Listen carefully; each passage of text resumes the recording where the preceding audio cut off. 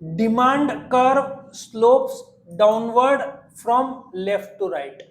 पहले तो देखो ये क्वेश्चन कितने बार एग्जाम में पूछा है, 1 2 3 4 5 6 7 8 कम 10 अलग रूप में, कम से कम 16 से 17 बार पूछा है। और एक और चीज नोट करो, मार्च 2023 यहाँ पे नहीं दिया हुआ है, तो बेटा 23 24 तुम्हारा मार्च 24 के लिए ये आने का चांस बहुत ज्यादा है। अब ये कहां पे आएगा, इसको कैसे स्टडी करना है और इसके पॉइंट्स लर्न कैसे करना है, सब मैं बताता हूं ना। इसका जो सॉल्यूशन है, ठीक है, इसमें इन्होंने यहां पे रीजंस दिए हैं। रीजंस के कुल 5 पॉइंट्स है। ये 5 के 5 पॉइंट्स के लिए मैंने एक स्टोरी बनाया है। जैसे ये 5 पॉइंट्स में एक्सप्लेन कर दूंगा, उसके बाद मैं आपको स्टोरी बताऊंगा, तो आपके पांचों के पांचों पॉइंट लर्न हो जाएंगे 1 मिनट के अंदर। एग्जाम में कैसे लिखना है, ठीक है ना, कैसे स्टार्ट करना है, सब इस वीडियो में मैं बताऊंगा। पहला तो कितने मार्क का आएगा और कहां आएगा। मार्च 2023 के क्वेश्चन पेपर अनुसार ये क्वेश्चन बैठना चाहिए क्वेश्चन नंबर 4 में।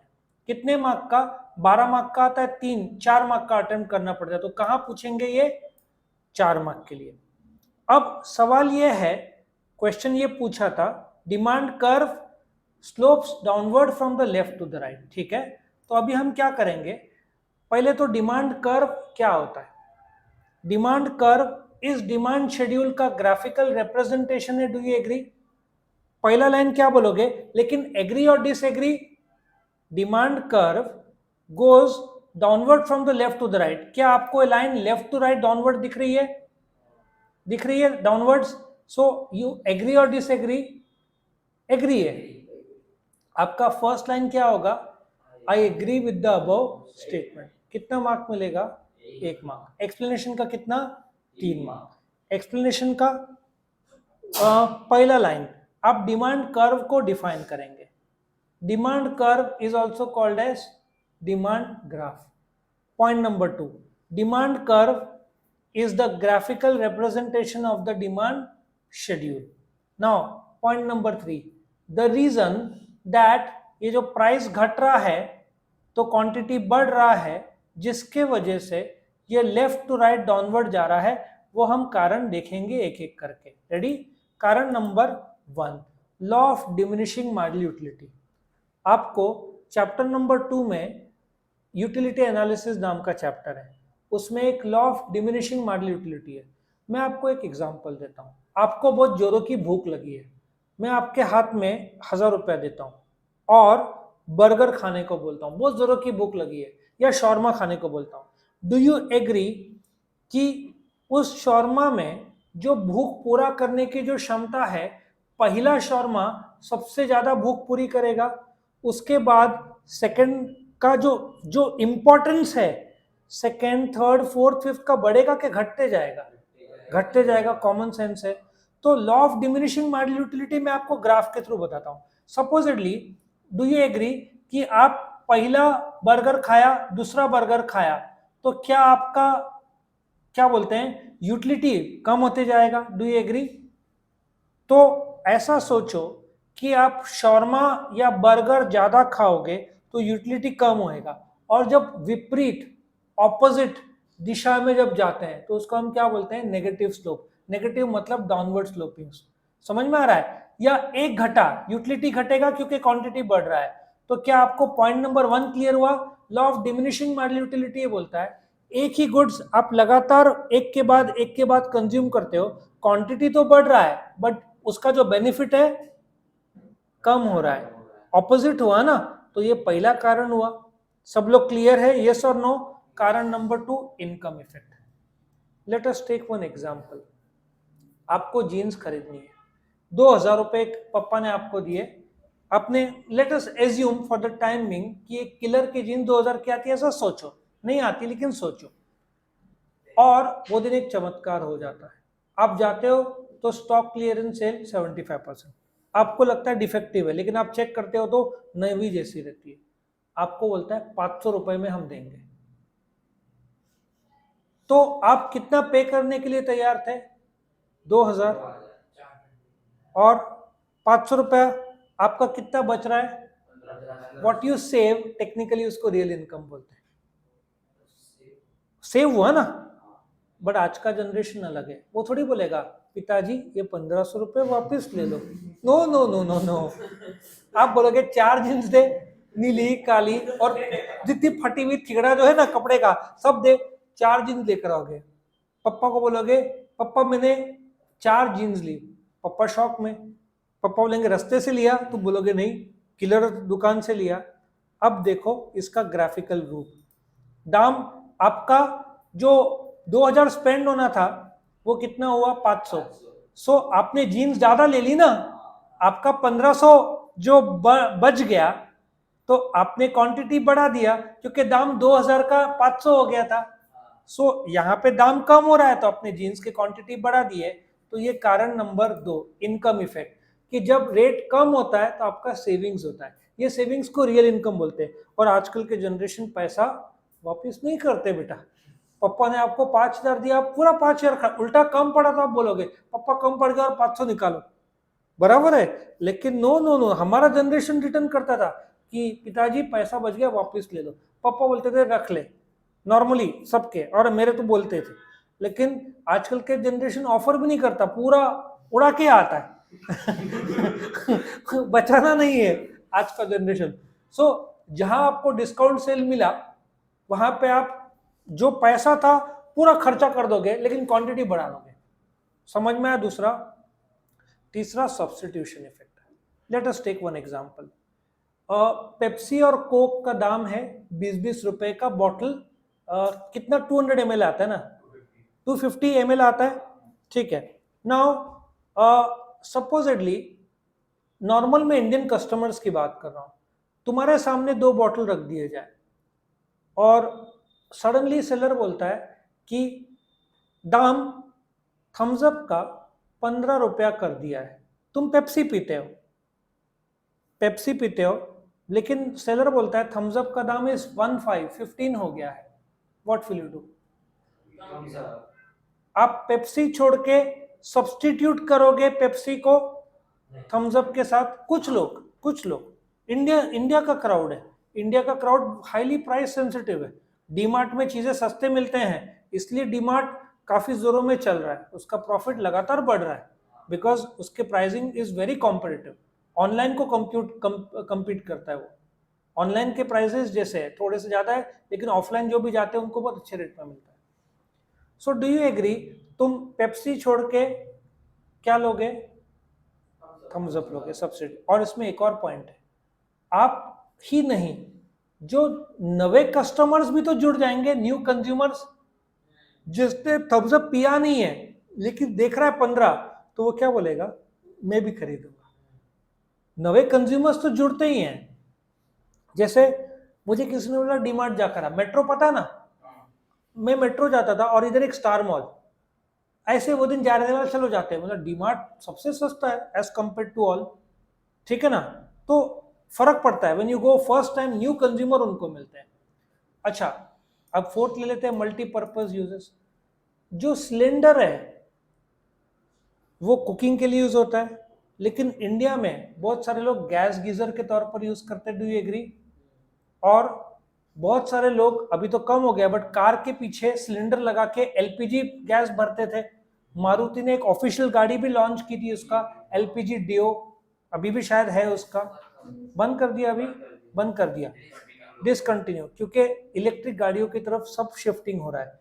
तो होंडा के भी 8-10 गाड़ियां जो पुराने टाइप के, अभी सब इलेक्ट्रिक और नवे नॉर्म्स आए तो कुछ गाड़ी बंद करना पड़ेगा। Yes question,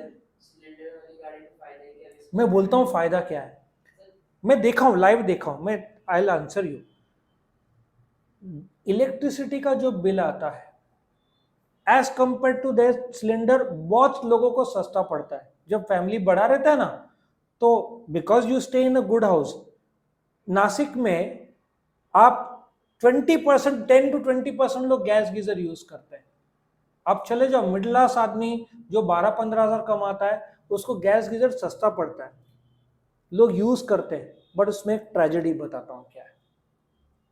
carbon monoxide gas सुना है? It is an odourless gas.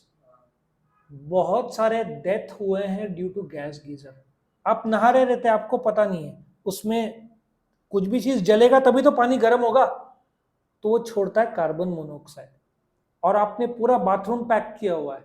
बहुत सारे deaths are attributable to the gas geyser के लीक्स इनसाइड द बाथरूम। आया समझ में? और एक और चीज बताता हूं, मेरे सामने क्या होता है, ऑफिशियली लीगल नहीं था, लोग क्या करते थे, आप पेट्रोल के टाकी में भी गैस फिट करके चला सकते हो। एक बार मैं एक जगह जा रहा था, तो एक बंगले में लाल कलर का सिलेंडर से एक मशीन, एक पाइप है ना, कुछ मशीन था, पाइप से उस समय एक कंपनी थी, इटालियन कंपनी थी, वो फिट करके देती थी आपको अलग तरीके से। जो आपका पीछे है ना, जहां पे आप सामान रखते हो, उधर आपका फिट होता था। तो वो क्या करता था, लाल सिलेंडर से इसमें ट्रांसफर कर दिया, ठीक है। और अभी तो मार्केट में एलपीजी के पंप्स भी हैं। आनंदवली साइड जाओगे, वहां पे एक पंप मिल जाएगा ड्यूरो। आप पाइपलाइन रोड के उधर जाओगे, पंप नंबर 2 रिलायंस मिल जाएगा, ठीक है। जो लोग एलपीजी का गाड़ी यूज करते हैं, वहां पे आपको सिलेंडर से तो इलीगल है, लेकिन कुछ लोग करते थे क्योंकि सस्ता पड़ता था। आ रहा है समझ में? तेरा जो सवाल था, लोग यूज करते, एब्सोल्युटली यस। जहां मैं आपको बताता हूँ, नहीं नहीं, फिर भी पेट्रोल का प्राइस भी तो बढ़ा है कम। उस समय मेरे टाइम में तो 30 रुपए का प्राइसिंग था पेट्रोल का। नहीं, मैं तेरे को हिसाब बताता हूँ, मैंने क्योंकि यूज नहीं किया है सिलेंडर सब तो, बट देन लोग यूज करेंगे क्योंकि परवड़ता है। गैस गीजर क्यों यूज करते हैं कंपेयर टू इलेक्ट्रिसिटी? इलेक्ट्रिसिटी यदि आप बहुत लंबा यूज करते हो, आपका बिल मैसिव आएगा। जो आप ये जो यूज करते हो इलेक्ट्रिक गीजर, वही दाम आपको आधे में पड़ता है गैस गीजर। ये कारण है, कैलकुलेट करेगा ना, gas is always cheaper than petrol. वो 1000 रुपया तो, लेकिन 16 किलो की बात कर रहे हैं भाई, 16 किलो जो टंकी है 12-16 किलो की आती है। यस क्वेश्चन, मैं कंफ्यूज नहीं हो रहा हूं, मैं सिर्फ एलपीजी की बात कर रहा हूं। सीएनजी तो अब भी आया है कुछ साल पहले, तभी तो सीएनजी था ही नहीं, एलपीजी था। और एलपीजी क्योंकि लोग जो ट्रेवल्स में जाते हैं नासिक मुंबई या ऐसे, वो लोग फैक्ट्री फिटेड ये गाड़ी, लेकिन उसका एक दिक्कत था, एक आध बार इमरजेंसी में मुझे टैक्सी करना पड़ा था, सो अंदर थोड़ा बहुत बास आने का चांस रहता है, और रिस्क एलिमेंट तो रहता है जलने का। वो पर किलोमीटर हाफ हो जाता है एलपीजी का। आ रहा है समझ में? गाड़ी का लाइफ खत्म हो जाता है, क्योंकि आप इंजन जो पेट्रोल के लिए बनाया, उसमें आप ये फिट कर रहे हो, क्या एलपीजी थ्रो कर रहे हो, और एक्चुअल में परवड़ता है। और उस समय एलपीजी का तो कंपैरिजन में अभी भी आप गूगल कर लेना कि एलपीजी और पेट्रोल गाड़ियों में सस्ता कौन सा पड़ता है, एनी टाइम एलपीजी। और सीएनजी अभी जो आ गया है, एलपीजी का एक दिक्कत यह है कि एलपीजी को फैक्ट्री फिटेड लगता है, सीएनजी का मुझे पता नहीं उसका सिलेंडर टाइप आता है क्या गाड़ी के पीछे, लेकिन ये सब आउटडेटेड हो जाएगा इलेक्ट्रिक गाड़ियों के सामने। अभी एक एक परसेंटेज बताता हूँ। हाँ, हाइब्रिड, हाइब्रिड में अगेन मैं हाइब्रिड कार इसका एक एक्सप्रेशन एक्सप्लेन करूंगा तो बहुत टाइम चला जाएगा, लेकिन मल्टीपल यूजेस जो है, जिसके ज्यादा यूजेस है, जैसे सिलेंडर, लोग बिकॉज सस्ता पड़ता है दे बाय मोर। एक लोग ना 2-2, 3-3 सिलेंडर रख रहे थे। अच्छा एक और बताता हूं, एक तो कमर्शियल जगह में घरगुती सिलेंडर लगाना इलीगल है, आपका जगह सील कर सकते हैं वो लोग, पता है? कमर्शियल सिलेंडर्स के रेट्स अलग रहते हैं, नहीं पता? घरगुती के 1100-1200, कमर्शियल के कम से कम 2-2,500 होंगे, थोड़ा 2-4 किलो ज्यादा रहता है, बट करस्पॉन्डिंगली कॉस्टली ज्यादा रहता है। लोग क्या करते हैं, कुछ जगह पे, नॉट ऑल, वेरी फ्यू, वो लोग घर पे सिलेंडर, आपको साल में 6 से 12 सिलेंडर मिलता है, तो वो लोग अपने फ्रेंड के नाम पे ऐसे ऐसे करते करते घरगुती सिलेंडर चाय में, सो उनका रेट 25-50% कम हो जाता है। तो लोग एलपीजी सिलेंडर घरगुती, आप होटल में घरगुती नहीं यूज कर सकते, आपको कमर्शियल सिलेंडर्स यूज करना पड़ेगा, जिसका कंटेंट बड़ा रहेगा, जो कम जो करस्पॉन्डिंगली बड़ा साइज का। लॉजिक समझ में आया? मल्टीपर्पज यूजेस, जो यदि एक वस्तु का यूज बहुत ज्यादा है और सस्ते में पड़ता है तो लोग क्या करेंगे, बिकॉज दाम कम है तो उसका क्वांटिटी सिलेंडर का बढ़ा देंगे। क्लियर हुए सारे पॉइंट्स? कितने पॉइंट्स थे? 5 पॉइंट्स थे। सो अब ये 5 पॉइंट्स के लिए मैंने एक स्टोरी बनाया है, एक दुखी आशिक। एक स्टोरी ऐसा है, एक आशिक है, वो अपनी उसकी गर्लफ्रेंड ने ब्रेकअप कर लिया, उस पर बोल रहा है। वो बोलता है जब मेरी नौकरी चली गई तो मेरा यूटिलिटी डिमिनिश हो गया, तो तूने मेरे से ब्रेकअप कर लिया। एक ज्यादा कमाने वाले इनकम वाले आदमी के साथ तूने रिलेशनशिप में तो एंटर हुई और मुझे सब्स्टिट्यूट कर दिया, और बाद में उसको भी ब्रेकअप कर दिया। कितने मल्टीपल बॉयफ्रेंड्स बनाएगी? अब तेरे सारे बॉयफ्रेंड्स न्यू कंज्यूमर बन गए अरिजीत सिंह के सैड सॉन्ग्स के। ठीक है, लेट अस स्टार्ट अगेन। एक आदमी बोलता है मेरा कमाई कम हुआ तो मेरा यूटिलिटी डिमिनिश हुआ, तो तूने मेरे को छोड़ दिया और मुझे सब्स्टिट्यूट कर दिया, या दूसरे हायर इनकम वाले आदमी को चुन के मुझे सब्स्टिट्यूट कर दिया, बाद में उसको भी छोड़ दिया। कितने मल्टीपल बॉयफ्रेंड बनाएगी? अब सारे बॉयफ्रेंड अरिजीत सिंह के न्यू सैड सॉन्ग्स के न्यू कंज्यूमर बन गए। तो आई होप ये स्टोरी समझ में आया, या 5 पॉइंट्स लिख सकते हो। तो यहाँ पे ये पूरा क्वेश्चन खत्म होता है। वीडियो पसंद आया तो लाइक करना, फ्रेंड्स के साथ शेयर करना, चैनल को जरूर सब्सक्राइब करना ताकि रेगुलर अपडेट्स मिल सके। Thank you for watching.